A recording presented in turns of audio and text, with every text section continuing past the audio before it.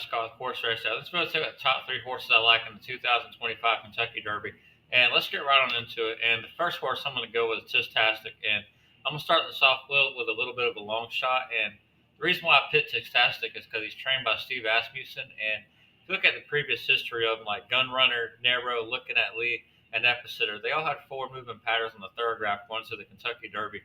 And it's just Tastic. He ran a three in the Louisiana Derby, and if he can run like a one, one and a half, take that step forward in the Kentucky Derby, that's certainly going to make him a major contender. Like journalism, he's ran a negative zero and a half, and he bounced back to a one in the San Diego Derby. And not always the fastest number will win the race. So let's say journalism gets a wide trip. Somebody like Tistastic that could have a forward move could certainly come. And Tistastic, I think, would probably be 20, 30 to 1 on the price. I think he's very overlooked. And with Disarm last year, it kind of taught me like don't ever discount Steve Asmussen horses totally. Is that horse got fourth last year, and I'm not going to make that same mistake again this year. I'm going to have Tistastic in my wagers. And Louisiana Derby runners have done very well recently, so you got that going for them. If they could catch a freedom getting fourth last year. Epicenter won the Louisiana Derby. He got second in the Derby when Rich Strike won. So don't count out Tistastic, or at least in my opinion. The next horse we're going to talk about is Journalism, and he's a very deserving favorite of this race, in my opinion. The problem with him is you start poking holes in the armors. It kind of reminds me of Essential Quality and Tis the Law, where they were very good. I wouldn't really call them closers, but they kind of had that mid pack, type movement. And I want to see a little more tactical speed out of the horses, especially for a favorite in the Derby. It's easy to run into a bad trip or have trip trouble. I feel like if you're right up there on the pace, you're not going to have that much of an issue. So journalists can certainly run a race and run into some traffic and not be good enough to get the job done. And ever since 2019, the favorites have not done well in the Derby at all.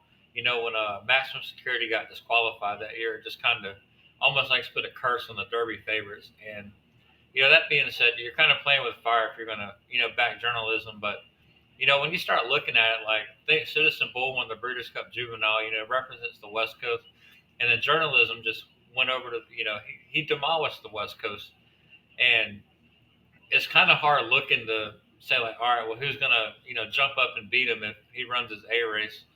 But it just like I said, just had Essential Quality and Tis the Law, just and think even Epicenter, maybe I'd probably put him in there. That just kind of reminds me of that. So I'm gonna have journalism definitely on like my tries and my supers, but I'm gonna hope that he doesn't win.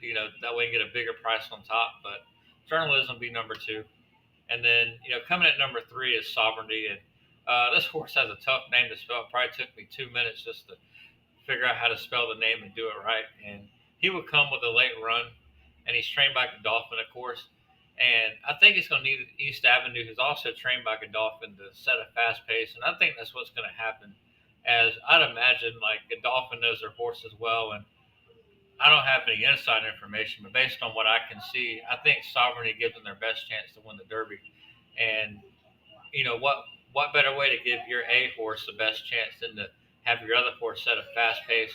And also, East Avenue likes to run on the lead anyway, so it kind of makes where East Avenue gets to run his best setup, but it's also the best setup for Sovereignty. So if East Avenue can set a fast pace, maybe with the Baffert horses, then certainly I think Sovereignty is going to come in the late run, and we'll see if that's enough to get the job done. But those are my top three horses for the Kentucky Derby, and thank y'all for watching.